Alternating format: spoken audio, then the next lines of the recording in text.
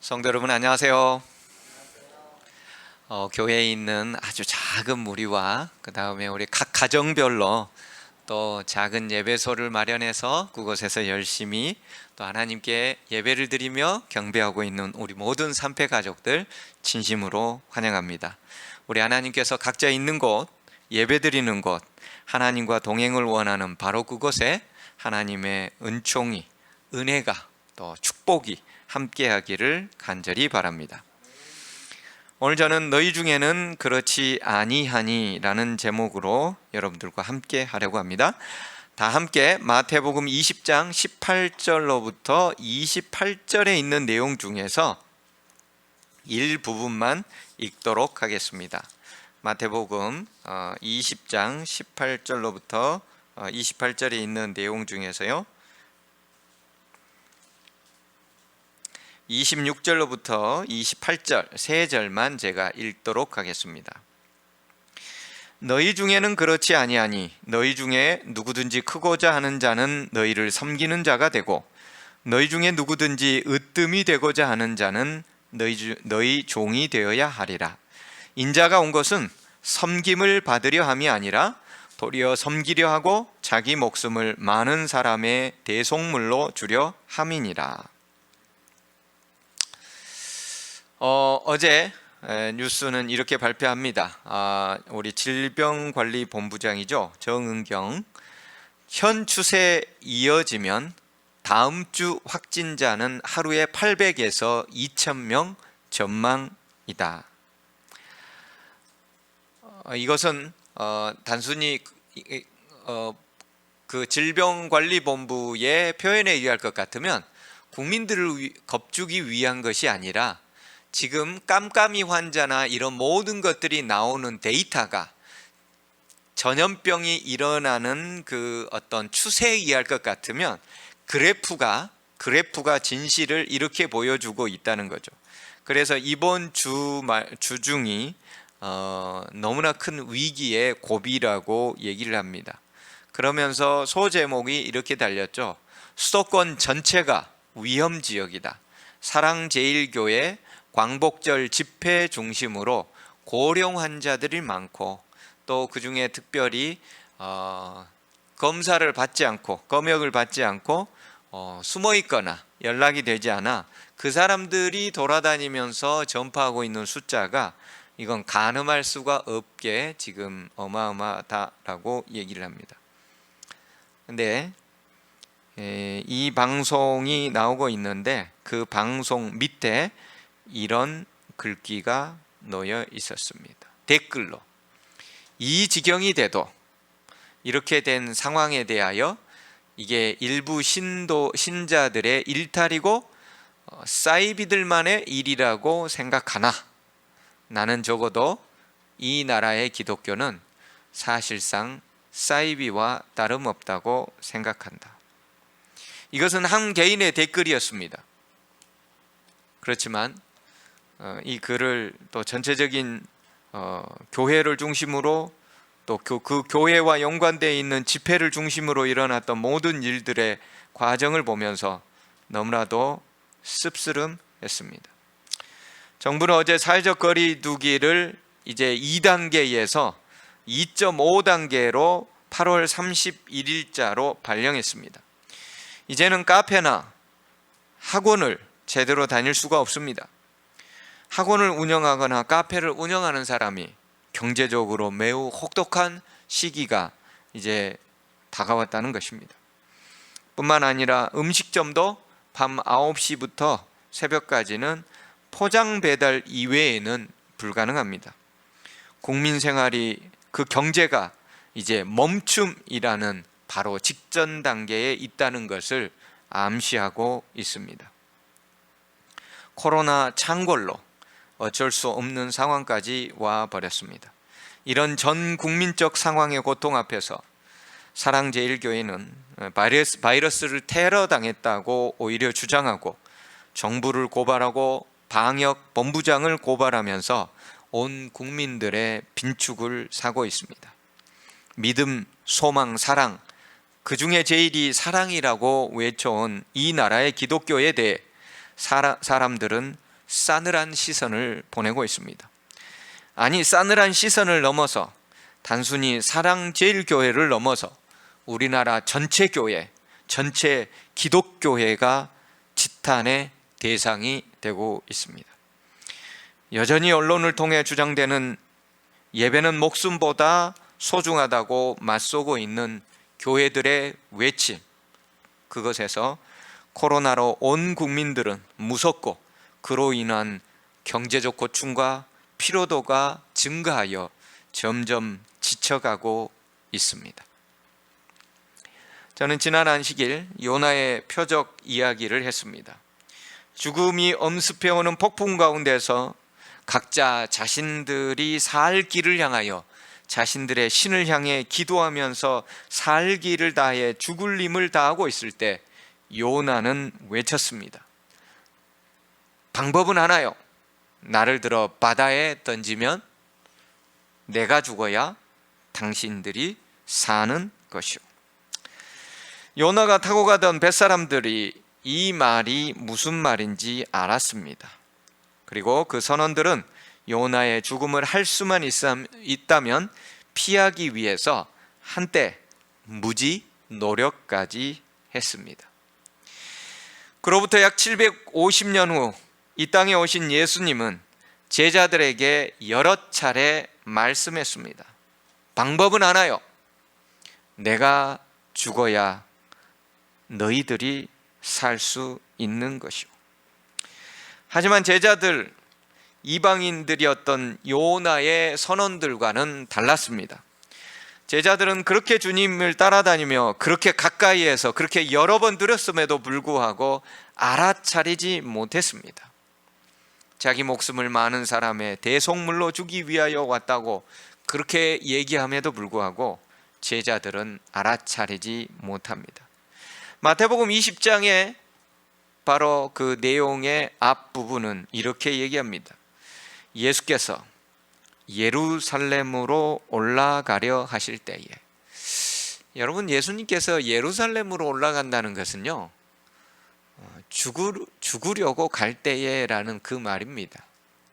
마지막 예수님의 십자가 사건에 일주일을 앞두고 벌어졌던 사건이라는 뜻입니다.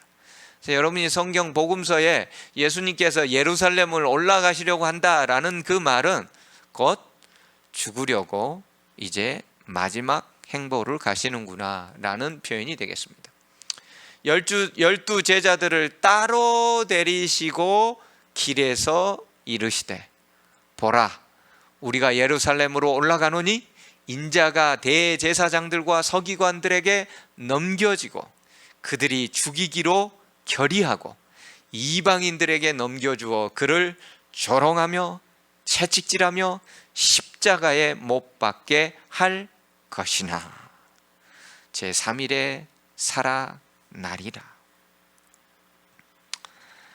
예수님께서는 당신의 죽음에 대하여, 그리고 조롱과 채찍질과 십자가에 못 박혀 죽을 것에 대하여 얘기하고 있었습니다. 그런데요, 예수님께서 이 말씀을 하시는 것은 이번이 세 번째입니다. 한 번도 아니고 두 번도 아니고 이번이 세 번째나 되었습니다. 특별히 마가복음에는요, 예수님께서 당신의 죽음을 얘기할 때에 드러내놓고 이 말씀을 하셨다라고 마가복음은 특별히 기록해 놓고 있어요. 여러분, 예수님께서 이 말씀을 드러내놓고 했다는 것은 무슨 말일까요? 비유로 나중에 한참 후에 가서 깨닫고 보니 이해할 수 있게 얘기했다는 것이 아닙니다. 드러내놓고 했다는 것은 듣자마자 그 말이 무슨 말인지 분명하게 깨달을 수 있도록, 오해의 소지가 전혀 없도록 분명하게 예수님이 얘기했다는 거예요. 인자가 죽는다, 조롱과 채찍질 가운데 십자가에 죽는다고 무려 3번씩이나 얘기를 했음에도 불구하고 제자들은 알아먹지 못하는 겁니다. 여러분, 예수님은 12 제자들만 따로 불러서 얘기했어요. 바리새인들이 못 알아먹은 게 아닙니다. 어중이 떠중이 어쩌다가 떡 얻어 먹었던 군중들이 못 알아먹었다는 것이 아닙니다. 3년 반 동안이나 먹고 자고 입혀주고 함께 동고동락하며 예수님의 모든 지혜와 하늘의 기별과 하늘의 모든 것들을 알려줬던 그 제자들이 드러내놓고 이해하지 못한 것이 아니라 분명하게 이해할 수 있도록 얘기함에도 불구하고 이방인도 아닌 그들이 알아먹지를 못하고 있는 것입니다. 그런데 바로 그때 예수님께서 당신의 십자가의 죽음을 3번째 말씀하고 있는 바로 그때에 세베대의 아들의 어머니가 그 아들들을 데리고, 세베대의 아들들이 누군지 아세요? 마가복음 10장에는 요한과 야고보라고 되어 있습니다. 세베대의 아들 요한과 야고보의 어머니가 그 아들들을 데리고, 요한과 야고보를 데리고 예수께 와서 절하며 무엇을 구합니다. 예수께서 이르시되 무엇을 원하느냐? 이르되 나의 이 2 아들 요한과 야고보가 주의 나라에서 하나는 주의 우편에 하나는 주의 좌편에 앉게 명하소서. 이렇게 좀 해줬으면 좋겠습니다 라는 것이 아닙니다. 아예 명령을 해주라는 거예요. 뭐예요? 지명해 달라는 거예요. 국무총리와 그 다음에 부총리로 아예 지금 지명을 지금 해달라는 거예요. 마가복음에는 요한과 야고보가 나와서 얘기했다는 걸로 봐서 엄마와 함께 모두가 나와서 그 모든 것을 계획 가운데서 그렇게 했다는 것을 우리에게 알려주고 있습니다. 십자가의 죽음을 말씀하고 있는 그 자리에서 요한과 야고보 그리고 그 엄마는 가족들의 회의를 통하여 계획성을 가지고서 예수님에게 얘기를 했던 것이죠. 주님의 나라에 임할 때 국무총리와 부총리 자리는 내 자식들로 좌편과 우편에 앉게 해 주십시오. 십자가 사건을 일주일 남겨놓고서 말이죠. 이런 제자들을 예수님의 제자라고 데리고 다녀야 될까요? 특별히 요한과 야고보는 베드로와 함께 예수님의 이너서클에 드는 12명 가운데서도 따로 떼어서 예수님께서 특별히 돌보고 가르쳤던 그룹들이 아닙니까? 변화산에서 예수님의 변화된 모습들은 다른 제자들은 볼 수가 없었어요. 그래서 다른 제자들은 시기하고 질투를 했다고 했습니다. 요한과 야고보 그리고 베드로.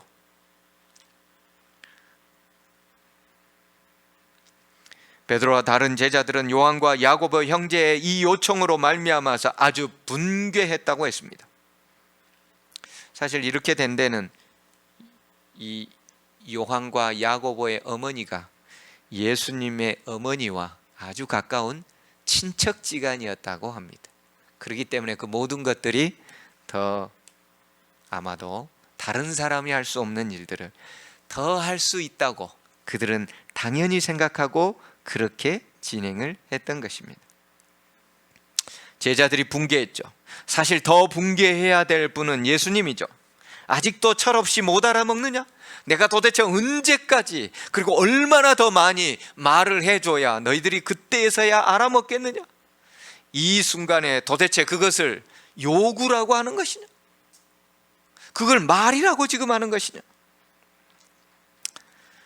그렇게 따지고 제자들을 책망했어야만 될 것 같은 예수님, 오히려 차분하게 성경엔 이렇게 얘기했다고 합니다.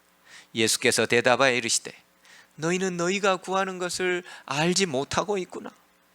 내가 마시려는 잔을 너희가 마실 수 있느냐? 그들이 말하되 할 수 있나이다.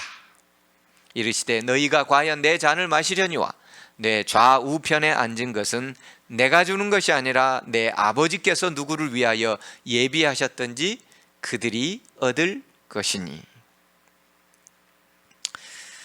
예수님이 마시려는 잔은 무엇이었을까요? 외롭고 고독의 잔, 고통과 고난의 잔, 죄로 인한 심판의 잔, 그리고 그것은 십자가의 잔이었습니다. 이런 잔을 너희가 마실 수 있겠느냐는 예수님의 질문에 그들은 기꺼이 할 수 있다고 했습니다. 그렇죠. 예수님께서 그들이 생각하는 그들이 사고 속에 있는 아름다운 호화스럽고 그런 영광스러운 것들만 생각했기 때문에 당연히 그걸 받기 위해서 우리는 얼마든지 그 어떤 것이든지 할 수 있노라고 얘기를 했습니다.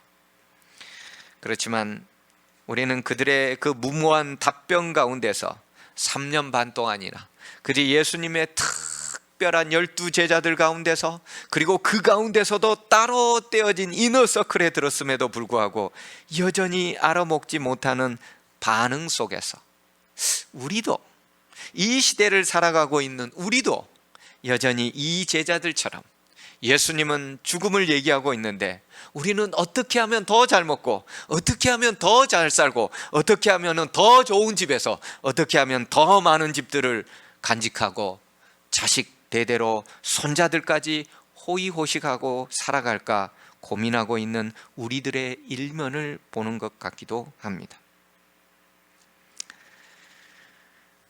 예수님은 제자들을 조용히 불러다가 이렇게 얘기했습니다. 예수께서 제자들을 조용히 불러다가 이르시되 이방인의 집권자들이 그들을 임의로 주관하고 그 고관들이 그들에게 권세를 부리는 줄을 너희가 알거니와 너희 중에는 그렇지 아니하니 너희 중 누구든지 크고자 하는 자는 너희를 섬기는 자가 되고 너희 중 누구든지 으뜸이 되고자 하는 자는 너희 종이 되어야 하리라. 그렇습니다. 이방인의 집권자들은 사람들을 임의로 주관하고 그 고관들은 권세를 부리는 것을 좋아합니다. 더 높은 자리에 올라가기를 원하고 그들은 더 좋은 차를 갖고 싶고 그들은 더 좋고 더 넓은 평수의 집을 내 것으로, 내 명의의 소유로 갖기를 원합니다. 그래서 작은 집을 팔아서 대출을 삼아서 더 큰 집으로 가고, 더 큰 집에서는 이제 몇 년 후면 내가 더 큰 평수로, 그리고 조금 지나면 우리도 강남에 진입할 수 있다고 서로를 다독이면서 남들에게 그것을 자랑하며 살아가는 것, 이것이 오늘날 세상을 살아가는 사람들의 행태입니다.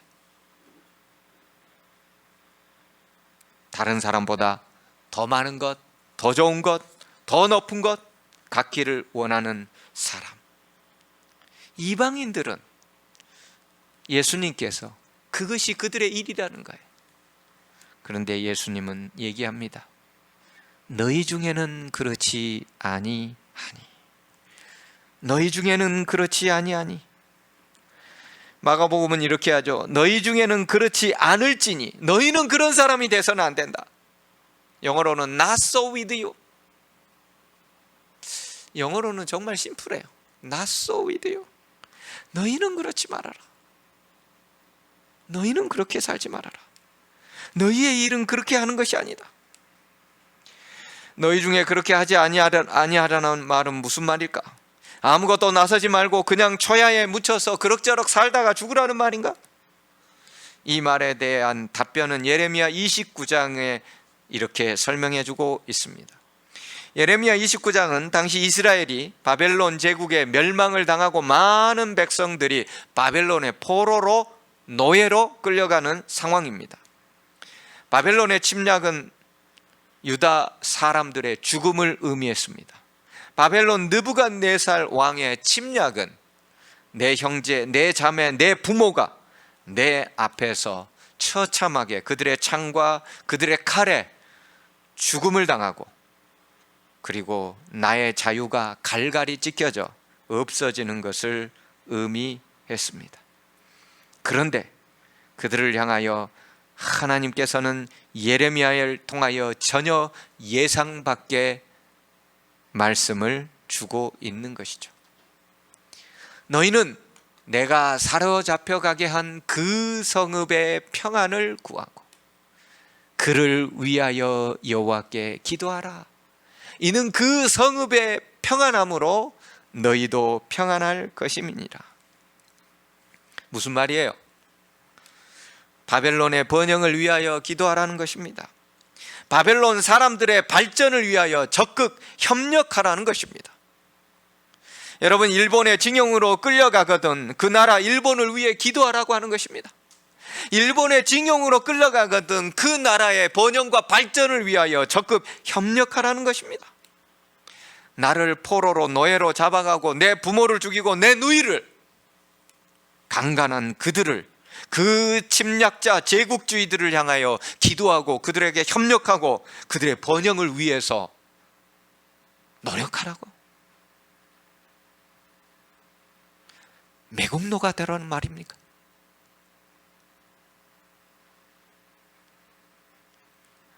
대한민국에서 친일 세력이 성경의 말씀과 부합된다는 말입니까? 친일을 한다는 게 기독교 정신과 일치한다는 말입니까? 아닙니다. 친일의 세력들은 자기 안일과 자기 영달을 위하여 이 나라와 내 이웃을 팔아서 자기 한몸, 자기 가족 건사하기 위해서 살아간 것입니다. 성경은, 예수님은 그렇게 얘기하는 것이 아닙니다. 크고자 하면 섬기는 자가 돼야 하리라. 너희는 그렇지 아니하니, 너희는 이방인과 같이 아니하고, 너희는 친일 세력들과 같이 아니하고, 너희는 자기 영달을 위하여 이웃을, 나라를 팔아먹는 그들 중에 그렇지 아니하는 자가 돼야 되고, 너희 중에 누구든지 크고자 하는 자는 기꺼이 섬기는 자가 되어야 할 것이다. 이 말에 대하여 팀 켈러는 이렇게 얘기합니다. 권력을 통해 영향력을 얻으려 하는 것은 어리석은 것이다. 권력을 통해 얻은 영향력으로 사회를 진정으로 변화시킬 수 없다. 너희는 그렇게 하지 말고 전혀 다른 방법을 써라. 주변 사람들에게 희생적인 사랑을 퍼부어라. 그러면 곧 그들이 너희 없이 살아간다는 것은 상상조차 할 수 없을 것이다. 너희가 자신만이 아니라 그들을 위해서도 일하는 모습을 보고 그들이 너희를 신뢰할 것이다. 그들이 알아서 너희를 우러러보면 너희에게 진정한 영향력이 생길 것이다. 진정한 영향력이란 남들에게서 빼앗는 것이 아니라 남들이 자발적으로 주는 것이다. 그래서 예레미야의 이 모습, 이 선포, 하나님의 이 방법을 따라서 바로 다니엘은 그런 모본을 새 친구들과 함께 보여주었습니다. 다니엘은 자기의 부모를 죽이고 자신의 나라를, 유대를 침략했던 그 바벨론, 그리고 자기의 자유를 빼앗아 가버린 그 느부갓네살 왕을 증오하면서 살지 않았습니다. 그들을 제거의 대상으로 생각지 않고 바벨론을 위하여 기도하고 느부갓네살 왕을 위하여 열심히 헌신하고 희생했습니다. 자기들의 원수 바벨론과 그 나라의 번영을 위하여 최선을 다하여 그는 협력하고 노력했습니다. 그랬더니 뭐가 된 거예요? 총리가 된 거예요. 바벨론에서만 총리가 된 것이 아니었습니다. 사자굴 사건이 일어났던 바로 페르시아 제국에서도 제국이 바뀌었음에도 불구하고 다니엘을 쓰지 않을 수가 없는 거예요. 왜요? 최선을 다하여 그 나라와 그 백성을 위하여 눈물로서 기도하며 협력했기 때문에 페르시아 제국 다리오 왕도 다니엘을 총리로 기용하지 않을 수가 없었던 것입니다. 한 대통령 밑에서도 총리가 서너 번씩 바뀝니다. 임기가 5년밖에 안 되는데도. 하지만 다니엘은 그의 평생 동안 왕들이 서너 번 바뀌었습니다. 아니, 제국이 바벨론에서 페르시아로 바뀌었습니다. 하지만 다니엘은 여전히 총리로 그 나라들을, 제국들을 섬기고 있었습니다. 어떻게 그렇게 할 수 있었을까요? 너희 중에는 그렇지 아니하니, 너희 중에는 세상 사람들과 이방인들과 같이 아니하니, 너희 중에는 그렇지 아니하니, 너희 중 누구든지 크고자 하는 자는 너희를 섬기는 자가 되어야 하리라. 인자가 온 것은 섬김을 받으려 함이 아니라 도리어 섬기려 하고 자기 목숨을 많은 사람의 대속물로 주려 함이니라. 다니엘이 그렇게 할 수 있었던 것, 그것은 최고의 모범이셨던 바로 예수님을 그가 온전히 섬겼기 때문입니다.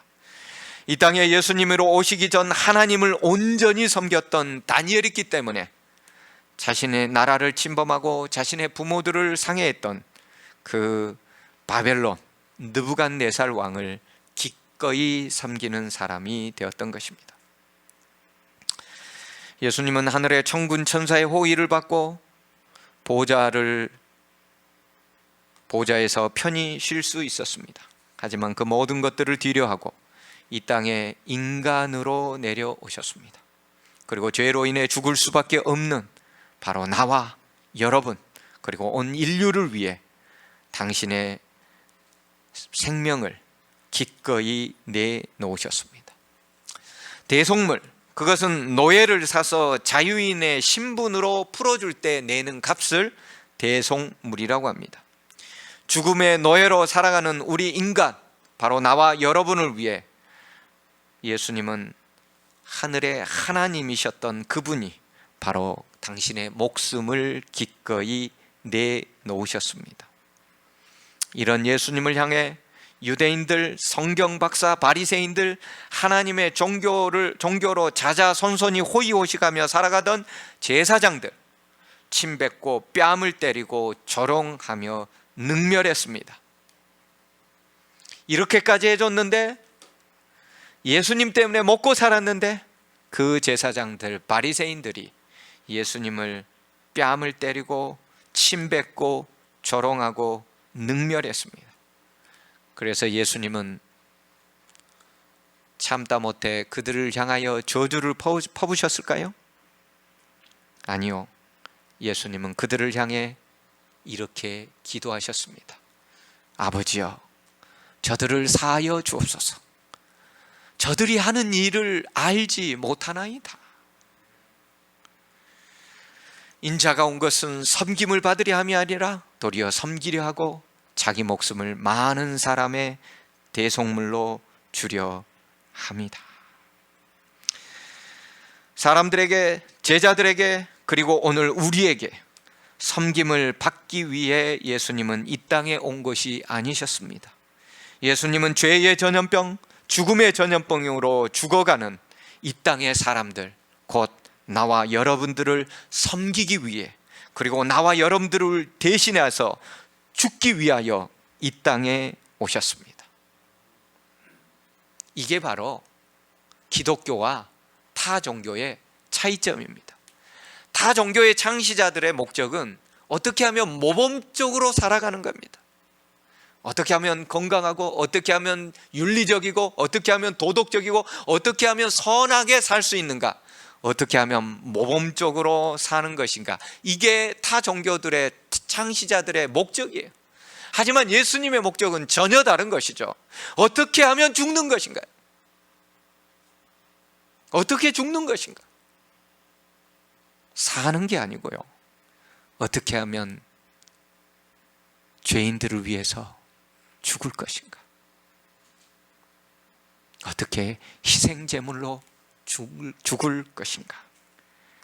이것이 바로 타 종교와 기독교와의 완전히 다른 점입니다. 오늘날 웰빙이 세상을 뒤덮고 있습니다. 사람마다 얼마나 잘 살기 위해 노력하는지 모릅니다. 다들 잘 먹고 잘 살기 운동을 벌이고 있습니다. 잘 먹고 잘 사는 것, 그것 자체가 나쁜 것은 아닙니다. 그리고 각종 미디어와 뉴스 방송들, 그런 것들을 통하여 서로 인기를 잡기 위한 프로그램들 서로 간에 내놓고 온갖 가득 채웁니다.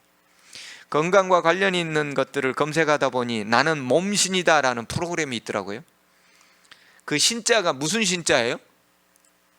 몸신이다 할 때 몸신이 무슨 신자입니까? 이게 귀신 신자죠.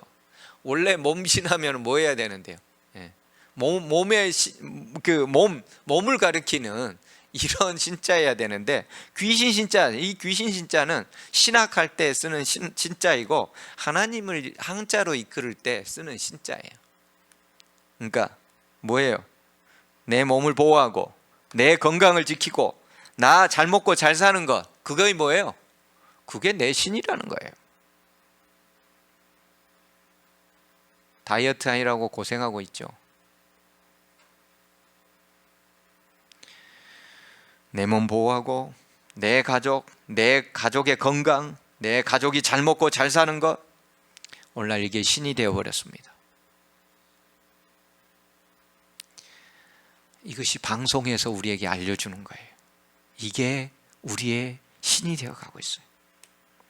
그러나 예수님은 이 땅에 오신 목적이 잘 먹고 잘 사는 웰빙에 있는 것이 아니라 모범적으로 윤리적으로 도덕적으로 착하게 사는 것이 목적이 아니라 나를 위해, 여러분을 위해, 우리를 위해 희생제물로, 대속물로 죽기 위하여 오셨다는 것입니다.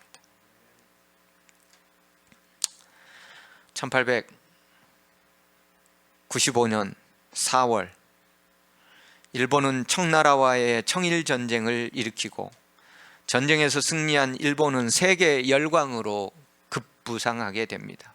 동시에 한국 침략 계획을 구체화하고 그리고 명성황후를 제거하기로 결단하게 되지요. 20명의 일본 살해조가 드디어 1895년 10월 8일 명성황후를 덮쳤습니다. 여러 명의 무사들이 쓰러진 작은 여인을 난자했습니다. 칼에 피가 튀었습니다. 모든 일들은 계획대로 빠르게 진행되었습니다. 살해조는 아직 죽지 않았을지도 모르는 황후를 이불에 둘둘 말아가지고 멀지 않은 정원 마당으로 옮겨 던졌습니다. 그리고 그 위에다는 석유를 붓고 준비한 나무를 주위에 쌓고 그리고 불을 붙여서 뼈 조각 몇 조각만을 남긴 채 완전히 불살라 버렸습니다. 일명 을미사변. 1895년 10월 8일 이렇게 해서 대한민국 명성황후는 처참하게 시해를 당했습니다. 기울어가는 나라, 그 슬픈 나라의 국모는 이렇게 비참하고 하게 죽어가고 있었습니다. 명성황후가 시해되던 바로 그날 밤 두려움과 공포에 휩싸인 고종 황제, 아무것도 할 수 없었던 그가 유일하게 할 수 있었던 한마디 외침이 있었는데 그 외침, 밖에 기독교인 누구 없느냐. 그가 할 수 있는 것 아무것도 없었습니다. 한 나라의 국모가 처참하게 죽어가는 그 모습을 바라보며 그가 할 수 있었던 아무것도 없는데 그가 할 수 있었던 딱 한 가지, 밖에 기독교인 누구 없느냐. 자신의 죽음과 그리고 이 나라의 명운 앞에서 의지할 수 있는 조선 사람 단 한 명이 없었습니다. 자기 밑에서 자기 월급을 받고 충성을 맹세하며 살아갔던 조선 사람들 단 한 명 없었습니다. 자기 부와 자기 명예와 자기 가족의 잘 먹고 잘 사는 것만을 위하여 살았던 그 조선의 마지막에 의지할 만한, 고종에 의지할 만한 사람이 없었습니다.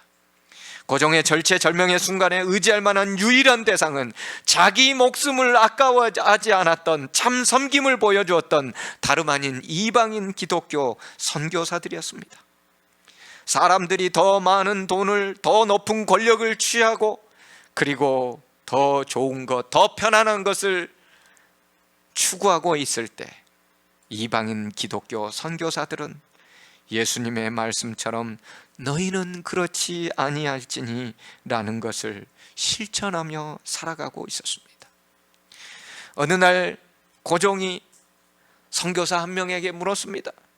너희 나라는 그렇게 잘 산다는데, 너희 나라에서 의사로 있는 것은 정말 편하게 잘 산다는데 왜 이렇게 죽음이 들어오고 이렇게 못 사는 조선이라는 나라에서 이 고생을 하고 있느냐?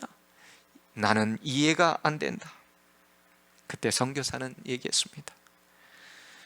예수님께서 이 땅에 오신 것은 섬김을 받으려 함이 아니로 섬기려 하고 자기 목숨을 많은 사람의 대속물로 주시기 위해 오셨기 때문에 우리는 그분을 따라가는 기독교인입니다.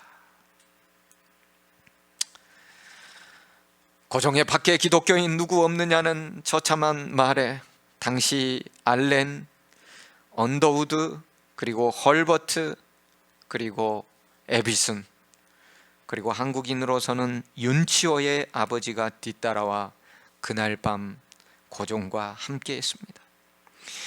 선교사 에비슨은 고종의 요청으로 황제의 신변을 지키고 먹을 음식마다 독이 있는지 없는지 친히 그가 먹어보고, 언더우드의 부인은 독사를 두려워하는 고종에게 친히 그곳에서 음식을 조리하고 공급해 주었습니다. 그들은 그곳에서 무려 7주가 넘는 기간 동안 순번을 나눠서 불침범을 쓰고 고종을 살려내기 위하여 그들의 목숨을 바쳤던 것입니다. 당시 불행한 황제가 가졌던 유일한 방패, 그것은 기독교인이었다고 역사는 기록하고 있습니다. 기울어가는 조선 국왕 고종이 의지할 수 있는 유일한 사람, 그들은 기독교인 선교사들이었습니다. 일본의 자객들이 칼을 휘두르고 있는 그 당시 그들은 자기 안일, 자기 평안, 자기 가족의 호의호식을 떠나 이 땅에 왔을 뿐만 아니라 고종의 죽음 앞에서 자기들의 목숨을 아까워하지 않고 기꺼이 섬기며 기꺼이 예수님처럼 살았던 것입니다. 그래서 이 나라는 6.25 전쟁 후 처참했던 그 상황 속에서 오늘날 세계 거의 10위에 해당하는 경제력과 선진적 역량들을 갖추고 있습니다. 코로나 전염병의 창궐로 이 나라와 온 세계가 혼란 가운데 있습니다. 조선말 기독교인의 수가 인구의 1%도 안 되었을 때 이 땅의 교회는 자신들의 사명을 다하고 있었습니다. 자기 잘 살기 위해서가 아닌 국운이 꺼져가는 풍전등화의 조선을, 조선 사람들을 섬기기 위해 잘 먹고 잘 살 수 있었던 선진국 자기 나라들을 뒤로하고, 때로는 아내가 죽고 때로는 남편이 죽고 때로는 자식이 죽어가는 이 조선 땅에 와서 많은 사람들을 영원히 살려내는 참 섬김, 참 기독교인들이 되어 주었습니다. 오늘날 코로나 전염병, 홍수에 염려와 걱정과 시름들이 깊어가는 이 나라 사람들은 참 기독교인을 찾고 있습니다. 예수님의 오시는 소리들이 코로나의 전염병 가운데 들리고, 홍수와 기근과 지진 가운데서 들리고, 그리고 여러 가지 천연재해 가운데서 예수님이 이 땅에 가까이 오시는 소리들이 들리고 있습니다. 그때 우리 하나님께서, 아니 지금 이 땅에 우리 하나님께서 급히 찾고 있습니다. 밖에 기독교인 누구 없느냐? 밖에 기독교인 누구 없느냐? 하나님, 세상이 기독교를 조롱합니다. 하나님, 저희의 잘못입니다. 우리는 아직도 잘 먹고 잘 사는 것에 신경이 팔려 있고, 어떻게 하면 더 나은 집, 어떻게 하면 더 좋은 곳, 어떻게 하면 내 자식까지 잘 먹고 살 수 있게 할까? 주님, 코로나 때문에 교회가 지탄의 대상이자 심지어 빨리 제거되었으면 하는 그런 능멸 가운데 저희들이 있습니다. 주님, 이 시기에 우리 주님 말씀하십니다. 밖에 기독교인 누구 없느냐? 주님, 그 한 사람 우리가 될 수 있도록 도와주시옵소서. 그 한 사람 기독교인, 그리스도인 내가 될 수 있도록 인도해 주시옵소서. 예수님 이름으로 간절히 기도합니다. 아멘.